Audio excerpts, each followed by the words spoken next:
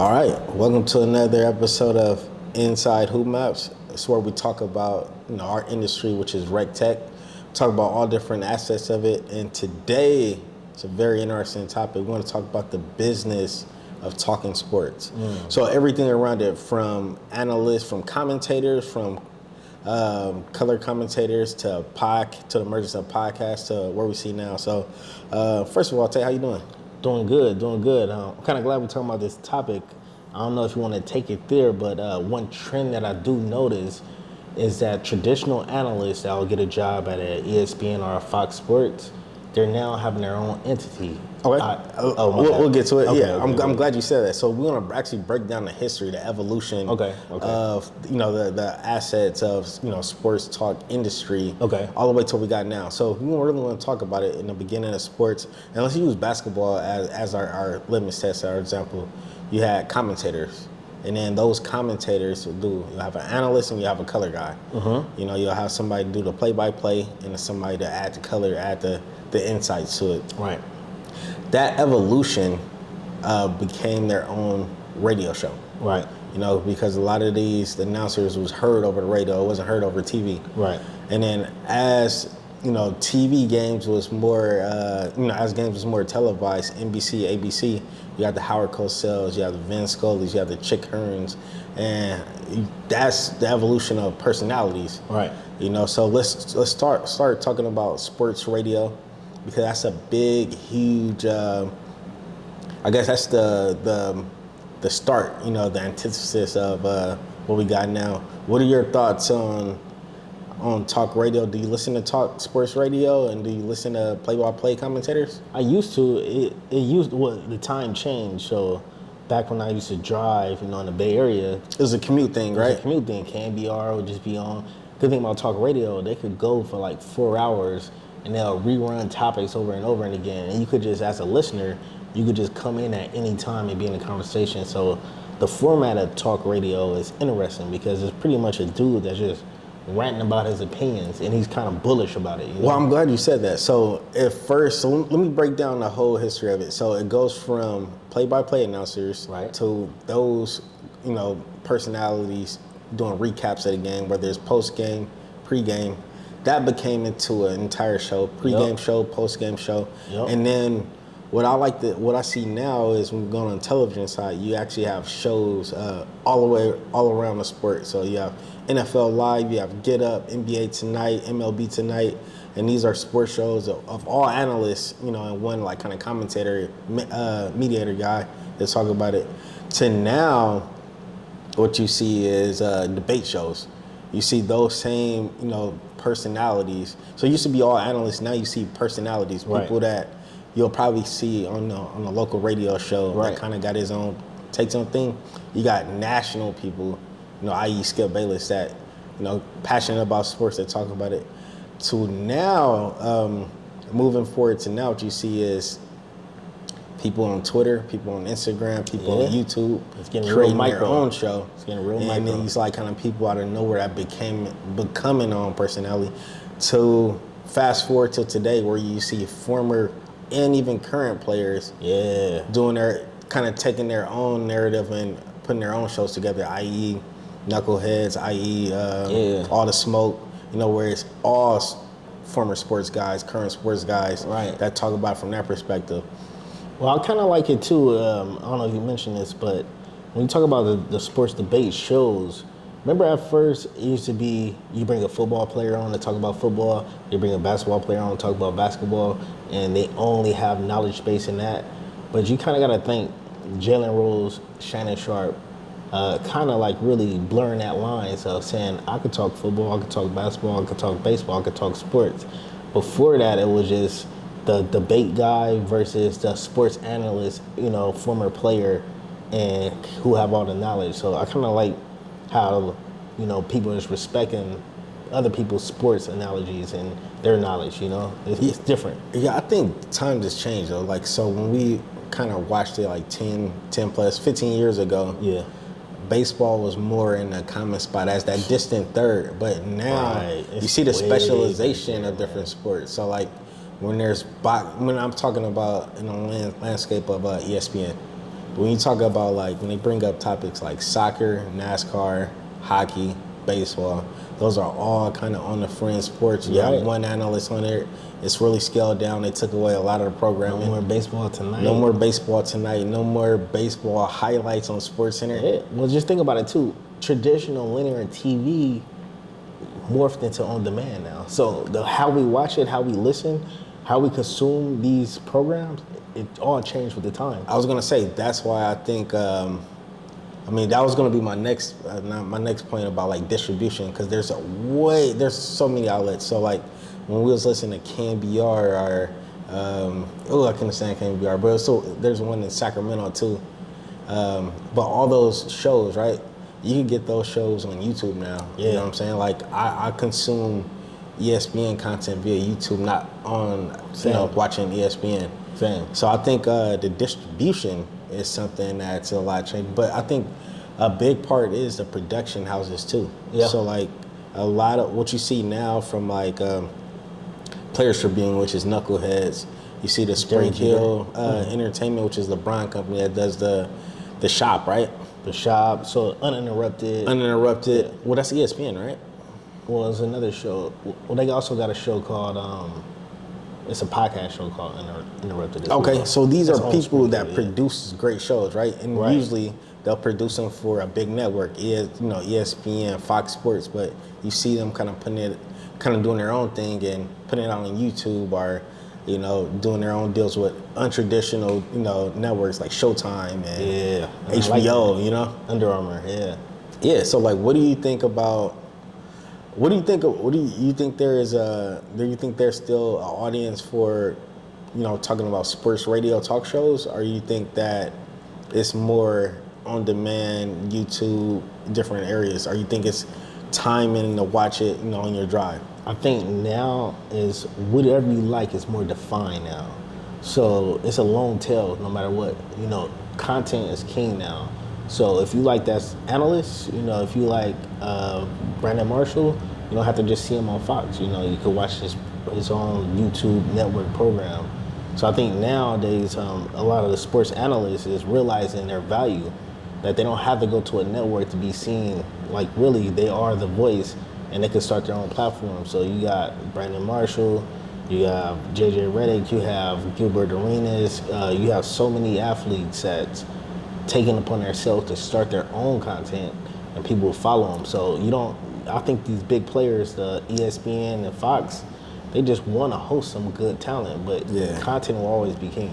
Yeah, I mean, I'm just looking at the names of the top announcers. You look at like Brent Musburger, Jack Buck, Pat Summerall, Howard Cosell, Keith Jackson. Ooh, Bob Costas is on the list actually too. Harry Carey, Jim Lampley for boxing. So like all of those, I consider them all the old guard. Yeah, they still gonna have a place too. Yeah, a little sidebar too. I think the reason why baseball is not so much in demand is because, like, the sports commentators of baseball, bruh, they suck, bruh. They suck. Like, they don't do it like how basketball is. They don't mix it up. They don't have too much of the younger players, former players in there. It's always that same duo group that you know what I'm talking about. Yeah, former players. Yeah. Hoop and kite types. Yeah, people love hoop hoop and kite though. But I mean, if you look at every market, it's a hoop and kite. You know what I'm saying? Like, I think holding on to that too. Yeah, but so like those are the old guards right now, right? The people I just mentioned. What we see now is Matt Barnes, Steven Jackson, Quentin Richardson, Darius Miles. You see, like you brought up somebody good, Brandon Marshall. And I think what's going on is, and then like you even see like Shannon Sharp and Skip Bayless have their own show. I think what it is if you work for a big company like ESPN, Fox, like if you go somewhere else, that's their audience. You know what I'm saying? So I think they figure it out. Like, hold up, I want to build up my audience while I'm on this big network. So renegotiation time, or if I have to go somewhere, that audience will come with me. I don't know if we're switching up. Let me know if we am. But can we talk about like some of the pioneers in sports and pop culture mixture? Yeah. Somewhere on the list? Yeah, definitely. Man, we got to shout out Jalen Rose, the Jalen Rose Report, and we got to shout out His and Hers, man. Those two shows specifically was way ahead of their time. Jalen Rose Explain why. So Jalen Rose, he was on Grantland, which was like a part of ESPN, like a section of it. He had a podcast called the Jalen Rose Report. It used to come out just every Friday. And not only he'll talk about sports, he'll recap the week, but he will give you insights of life kind of behind the curtains of NBA players, One of his famous podcasts was called Champagning and Campaigning, where he talked about how players go out to the club, go to strip clubs, what they do with their money, how they bet and everything. And just kind of like how he gave it up was kind of like more, it was interesting. It hit a nail. Like a lot of people was interested. It was like in behind the veil, you can actually see what they go through. day to day. A lot of people don't talk about it. The sports analysts, they just come on, they be real, uptight. But, he kind of laid it out in a great format. And then also with his and hers, they was way ahead of their time. Well, it was Numbers Never Lie. It was Number Never Lie first. And then they had a podcast, and it wasn't officially on the ESPN network at first. It was their own podcast, his and hers, and they infused pop culture. They did. And then like pop culture, black culture, mixed in with sports, but their own, and that's the format right now. Yeah, exactly. That's the format right now. It wasn't, because at that time it was let's kind of like go towards the middle. Let's a middle America. There was a whole lot of watch the sports. Let's not try to let's keep our sports. But as we've seen over time that it had to head up. Like now they talk about everything now. Yeah. Now it was just like I don't want to date our show, but it was just a recent shooting going on across all sports shows. They talked about it, at least touched it. Yeah. So, and 5, maybe 7 years ago they wouldn't. So I'm just saying those shows really infused pop culture with sports, and they made it watchable and digestible. You want to know what I'll say? It was a pioneer of this early on. And then, I don't know, people got their own feeling about him, but Jim Rome. Jim Rome was. He had the Rome is burning, Rome was burning. Yeah, he had a lot that of show. people upset too. But then he did something different. He did an exclusive with Direct TV or something like that. That's almost like a great coach going to a franchise team. It was like one of those moves, Yeah, so he was on, what was it? Was it like Fox Direct Sports? TV or it was like those. Fox Sports before Fox Sports, because it was like the greatest damn show period was Yeah, on that network. exactly. Yeah. Yeah. It was like on, I think that was Fox. That was Fox. Yeah, but they rebranded it, Mm-hmm. Yeah, but I think he was a pioneer for the fact that he was a guy who don't really have no sports pedigree. He had, unlike takes that, he was... he had like a little snooty attitude. Yeah, snarky, he was smug, yeah. arrogant, but he had takes that he just lived on, though. You know what I'm saying? And, I look at like Skip Bayless right now. I look at like a lot of that from that, Yeah. Where he's just like unapologetic. This dude is, he's a polarizing figure. Right. But I think from him having that format show on TV for people to kind of talk, like that gave birth for like people to do debates and people to interact with it. Cause like so much of shows right now, so much we gotta like kind of think is like, social media. Yeah. Twitter is a driving force for a lot of reactions, not only from the players that's playing. It sets the rundown pretty much. A lot of people look at Twitter, what's trending, and a lot of producers look at what's trending and they put it in their rundown. A block, we gotta talk about this. B block, we gotta talk about this. And that's really the format of a lot of these debate shows, is coming off what's popping on Twitter. Yeah.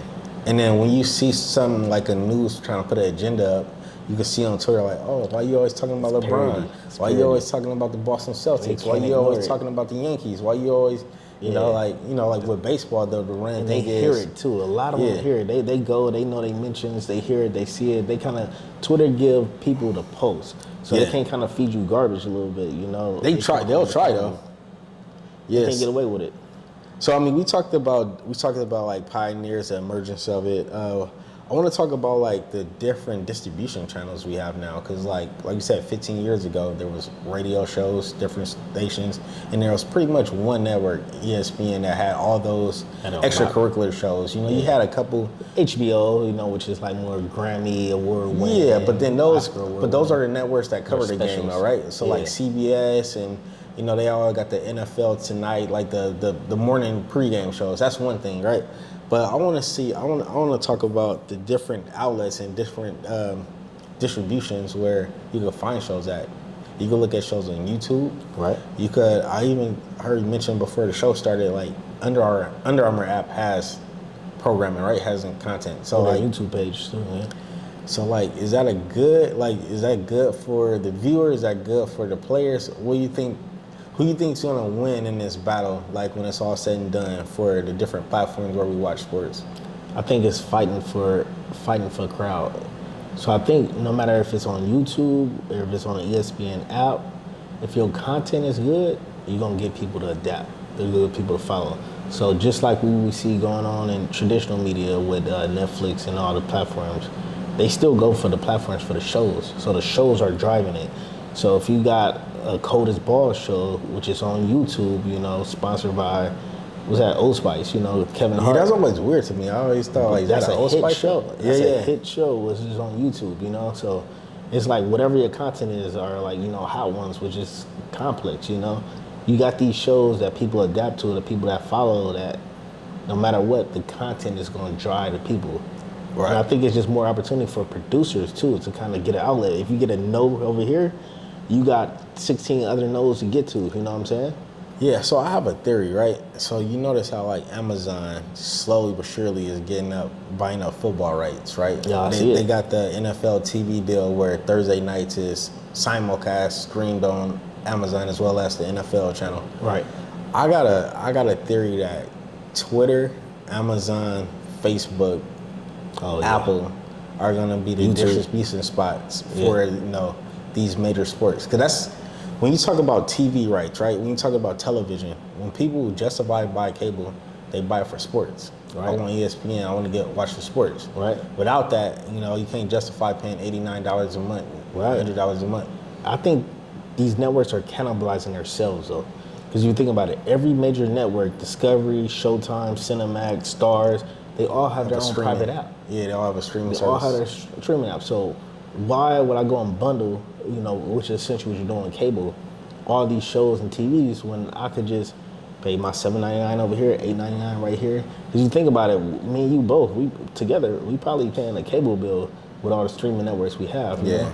But we prefer it that way because we can go to different platforms for different content, you know? Right. Yeah, I know. I mean, I wish it was because cable now is a la carte, and I mean, these streaming sites, you know, it's kind of the same thing. It's kind of like cable remix, right? You know what I'm saying? Yeah. There's a lot of junk out there, you know, like that's why Netflix is having a downturn right now. It's, like you said, content is king. Yeah. And I do think these Cox cables, Comcast, DirecTV, Spectrum. Dish, they all gonna go. I think they're in their yesteryears. You know what I'm saying? They're on their last turn. I see like Hulu, YouTube TV. I see all these other providers just like more accessible for that consumer base. Mm-hmm. So I mean that's one thing on live sports, but on sports programming, there's one show that I don't think we discussed, but I Am Athlete. Mm-hmm. I think that's one of the pinnacle shows. And then, you know, Pivot too. Yeah. To where it's really hard hitting in content, very well produced. And I think something like that is setting the bar for even shows on ESPN and anywhere else. What do you think about that show? I think it's a blueprint. I mean, LeBron, you know, with Springfield Entertainment, Uninterrupted, he kind of started it off, you know. Kevin Durant had 35 Ventures. You know, we see Players Tribune with Derek Jeter. But what I Am Athlete is doing, they're producing quality content. They're actually got the locker room filled. They actually got real people you want to hear from talk. They talking about mental health, you know what I'm saying, talking about food. They kind of hitting on all cylinders, and I think it just opened up a gate for all former athletes to do their thing. I think it was athletes before Brandon Marshall, but what he did, he set the bar for everybody to follow. Well, he kept it simple, right? He got 3 other former football players, with one star being Ocho Cinco. Yeah. And they talked about all the stuff that we talked about in the barbershop. Right. And then they actually said it, and the stuff that you always thought, like, what you really thinking? Like, you know, when the press conference, they break it down. Yeah. You know, it's like when I listen to Pivot, when I listen to I Am Athlete, they'll get the Kyrie Irvings on there to kind of give you the real. They'll go to them before they do a one-on-one with Stephen A. or something, or like a traditional exclusive sit down, which was the get back in the day, you know? Right. You don't see that anymore. You don't see the LeBron decision on ESPN no more. You don't. And it was like, would I go to ABC? Would I go to ESPN? Well, that's what Derek Jeter. That's why he got the Players Tribune. I remember it was like before they did, you know, video content. It was like them writing if they retired, they'll do it in the article. Yeah. First person Yeah, it was like articles. They have reporters and stuff. So like I think, Which a lot of people got mad about that too. yeah, I mean you cutting a lot of people out. You know what I'm saying? You're cutting a lot of people out, and then yeah, I mean it's a lot of vitriol. But I think we're looking at an exciting time right now for content. I think you hit the nail on the head. If your content is good, there's so many outlets where you can distribute that, and don't be surprised if it's on apps that you like. Don't be surprised like in the most. I even heard Salesforce got a streaming service now. Oh yeah. Yeah. So like everywhere you go, like if your content good, it makes sense. Go put it on that platform. So be on the lookout for content on our platform. Anything else you want to say? That's all, man. It was good talk. Kind of just talk about what's out there in the platform. Exciting for us because the more platforms I see, it's more opportunity for us to spread. Definitely. All right, this has been another episode of Inside Hoopmaps. I'm Dominic with Donte. I'm Donte. See you next time. Peace.